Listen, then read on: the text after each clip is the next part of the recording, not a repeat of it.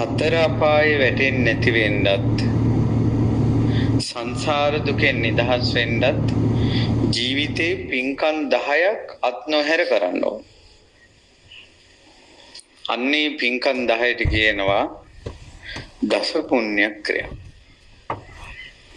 ඔයාලා දන්නේ නැති වුණාට ඔයාලා මේ කරන ඔක්කොම පින්කම් ඔය 10 ඇතුළත තමයි වැටෙන්නේ.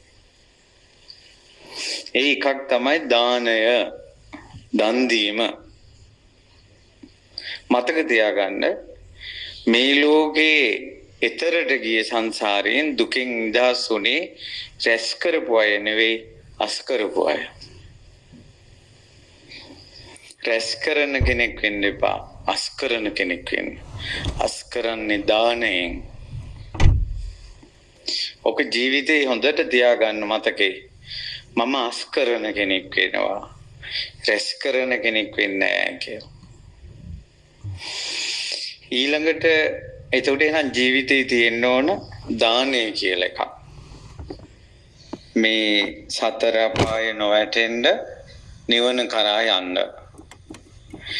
ඊළඟ එක තමයි දානං සීලංච භාවනා. සීලය පංචිල් පද පහ ආරක්ෂා කිරීම. අමතරව පොම්පෝය දවසට උපෝසතය. ඒතකොට ජීවිතයේ අංගයක් සිල් රකිනවා කියන්නේ. සතර අපායේ වැටෙන්න කැමති නැති නිවන කරා යන්න කැමති කෙනෙක්. ඊළඟට භාවනා. භාවනා කියලා කියන්නේ බුදු ගුණ හිතන එක, දහම් ගුණ හිතන එක, සංඝ ගුණ හිතන එක, මෛත්‍රී භාවනාව, මරණානුස්සති භාවනාව. ඊළඟට තවත් පුළුවන් නම් සතිපට්ඨාන භාවනාව.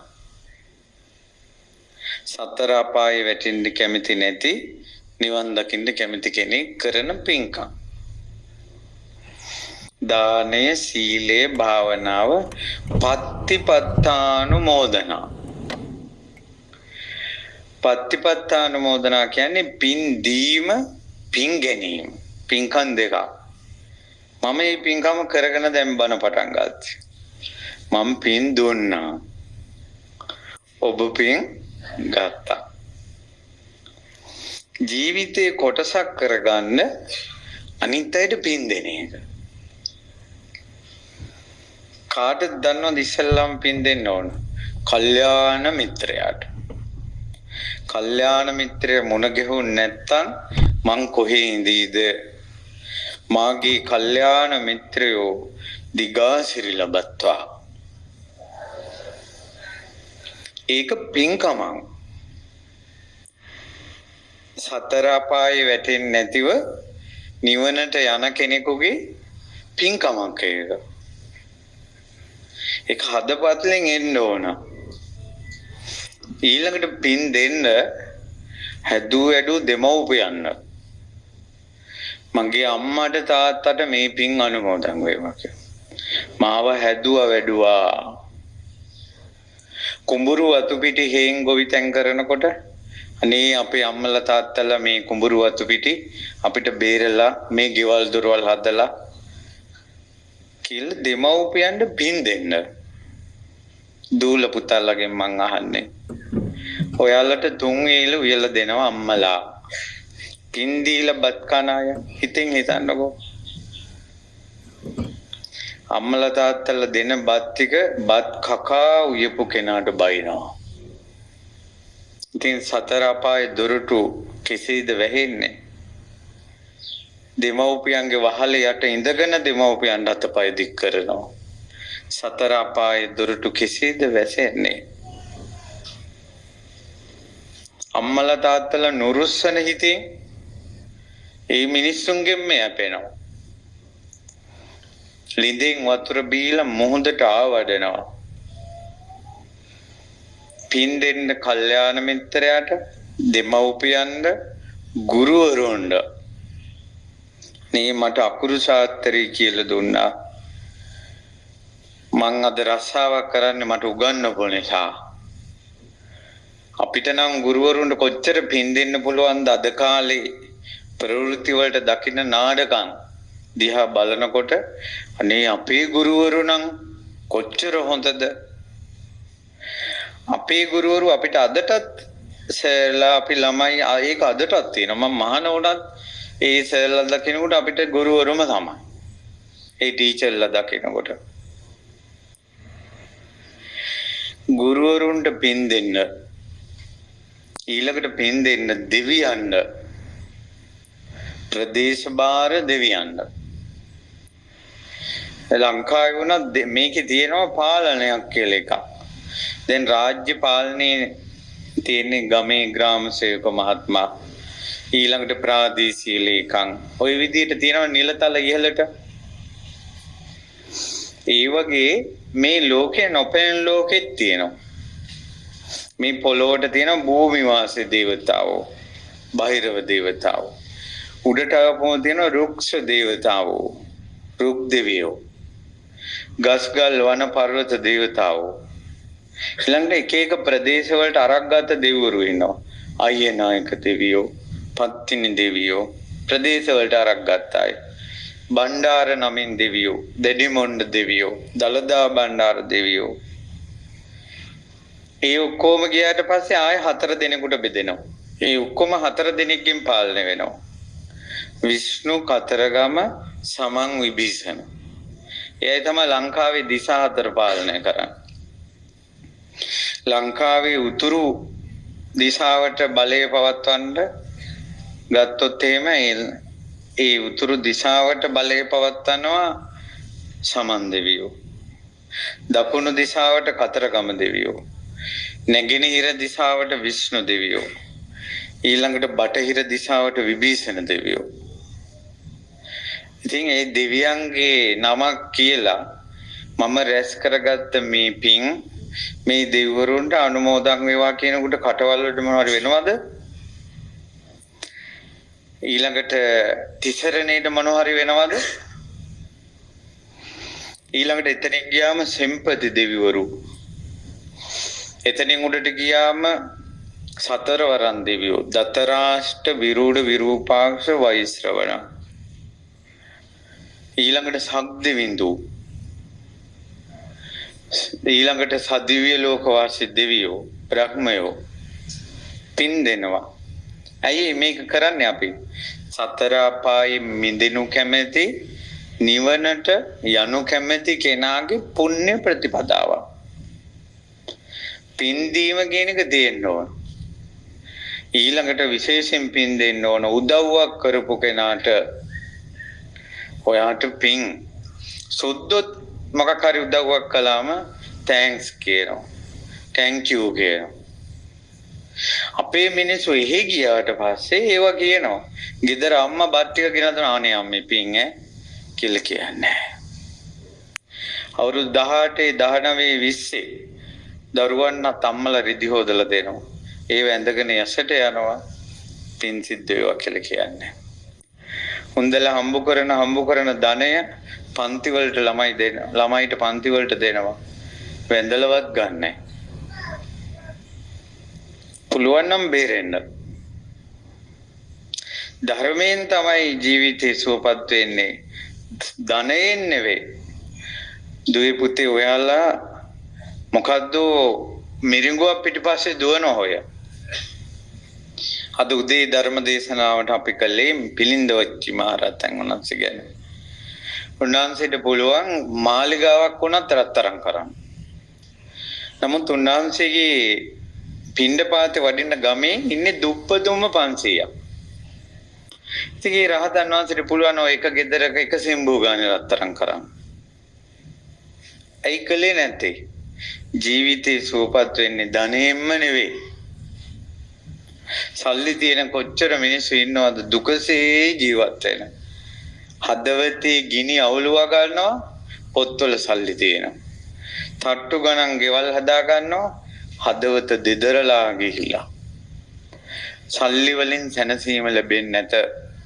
ලැබෙනවා නම් කාරුණික සිත් තියෙන පුංචි දෝනි කෙනෙක් මාලයක් නැතුව අඬද්දී බිම තිබ්බ වැලක් අරගෙන රවුම් කළා කරට දාගන්න කිව්වා. පිළින්දිවච්ච මහරහතන් වහන්සේ. ඒ ලනුවම රම්මාලාවක් වුණා. ඊතරම් කරුණාවක් දැනෙන එක ගෙදරකට යනකොට දරුවෝ දෙන්න හොරු අරන් ගිහිල්ලා අම්මලා පොළොවේ පස් කකා අඬනවා. එතනින් අතුරුදහන් වෙලා අර අරන් යන ළමයි දෙන්න ඉරිදියෙන් අරන් ගෙදර තිබ්බා. එච්චර කරුණාව දැනෙන පිලින්දී වච්ච මහරහතන් වහන්සේ ඒ දුප්පතුන්ගේ ගෙවල් වලට වඩිද්දී බෙදෙන දන් හැන්දවත් රත්තරන් කළේ නැහැ. සල්ලි වලින් සැනසීම ලැබෙන්නේ නැත. ධර්මයෙන් සැනසීම ලැබේ. ඒ නිසා ධර්මයේ තමයි ස්තුති කිරීම. පුරුදු වෙන්න ජීවිතේ සතර අපායේ වැටෙන්න කැමති නැත්තම් මේ නරාවලෙන් ගොඩ යන්න කැමති නම් මේ දුක් විඳින ජීවිතෙන් ගොඩ යන්න කැමති නම් අන්න ඒක පින් දෙන්න. ඔයාට ගොඩක් පින් ස්තුති. අනේ ඔයාට ගොඩක් පින් කියලා. මේ වචන එකතු කරගන්න. ඔයාට ස්තුති කරන්න මට වචන නැහැ. ඔයාට පින් දෙන්න මට වචන නැහැ. ඔයා කළ උදව්ව මම අමතක කරන්නේ. ඔය වගේ වචන ටිකක් එකතු කරගන්න භාෂාවට. මේ දුකෙන් එතර වෙන්න කැමති නම් ඔය දන්න හැම කුණුහරයක්ම කියාගෙන ගෙවල් වල රණ්ඩු වෙනවා.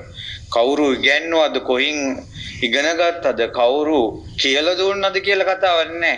ඔය අම්මා තාත්තා පොඩි උන් ඕවා කියලා දෙන්නේ නැහැ. නමුත් උන් එකතු කරගෙන මේ වචන ඒ වචන එකතු කරගත්තා. මං කියනව තේරෙනවනේ. අපේ ජීවිතේ යම් නරක පුරුදු තියෙනවා නම් නරක ක්‍රියා නරක වචන ඒවා අපිට අම්මලා කියලා දුන්නේ නැහැ, ඉස්කෝලෙන් කියලා දුන්නේ නැහැ. අම්මා තාත්තවත් කියලා නොදී, ගුරුවරුවත් කියලා නොදී අපි ඉගෙන ගත්ත ඒවා. සතර අපායෙන් ගොඩ යනු කැමැති, අම්මා නිවන් දකින්න කැමැති අපිට අම්මා තාත්තා කියලා දුන්නේ නැතත්, ගුරුවරු ඉස්කෝලේ කියලා දුන්නේ නැතත් ස්තුති කිරීමේ වචන ඉගෙන ගන්න දරුවනේ. ඒකට කියනවා පින් දීමේ පින්කම කියලා.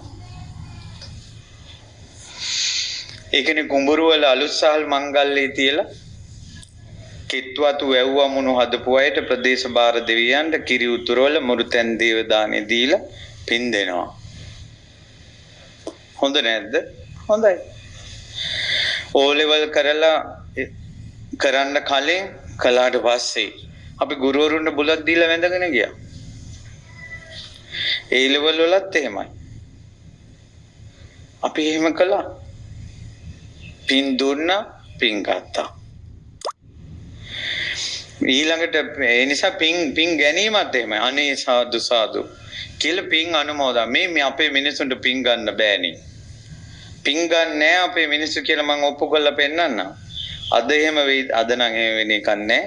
ඔය පිට බණට යද්දී පින් දෙන වෙලාවේ බණ ඉවර වෙලා මෙන්න කවුරු හරි අටපිරිකරයක් අරන් අර හැම තැනම දඟලනවා. මං එක්කෙනෙක්ගෙන් ඇහුවා අටපිරිකරේ හැම එකාගේම අතේ උලාපන් කියලා කොයි පොතේද තියෙන්නේ? අර බණ ටික කියලා පින් ටික දෙන්න දෙන්නේ නැහැ. අර මිනිසුන්ට කිසිවමනාවක් නැහැ පින් ගන්න. හැබැයි පෙරේතේ කුණාට පස්සේ එංගවල් වලට ආරුඩ වෙලා කියනවා පින් දීපන් කියලා. අර බණ අහද්දි පින් ටික ගත්තේ නැහැ. ඒ වෙලාවේ ඉනේ තියෙන පඳුර ගන්න, අර shopping උරේ තියෙන පඳුර ගන්න, තමන් ගෙනව පිරිකරේ අනිත් අයට අල්ලන්න පුදුම අමාරුවක් තිබ්බේ. මං සැරයි දන්නේ. කනගාටුවට මේ කියන්නේ මට විච්ච දේවල්. ඉතින් සැරයට මම ඉතින් ඒ වෙලාවට කියනවා මොකද කරන්නේ මේ මිනිස්සු හදාගන්න විදියක් නැහැ. ඒ කියන්නේ පිනපව ගැන බණ පොතෙන් ඉගෙන ගන්නකොට දුක හිතෙන ඔය අවස්ථාව අම්මලට මග හැරෙන එක. මොකද අපි උගුර ලේරහ වෙනකල් කියන බණපද කියලා ධර්ම දාණයෙන් රැස් කරගන්න පින දෙනවා මිනිස්සුන්ට. ඥාතීන්ට අනුමෝදන් කරනවා, දෙවියන් අනුමෝදන් කරනවා. මිත්‍යක් බණ අහලා සැනසුන හිතේ ප්‍රීතිය පිරිත් පෙන් ඉහිනෝ වගේ මිනිස්සු සුවපත් කරන්න පින් දෙන්න ඕන. ඒ දින වෙලාවේ අටපිරිකරයක් කරන් දඟලනවනේ.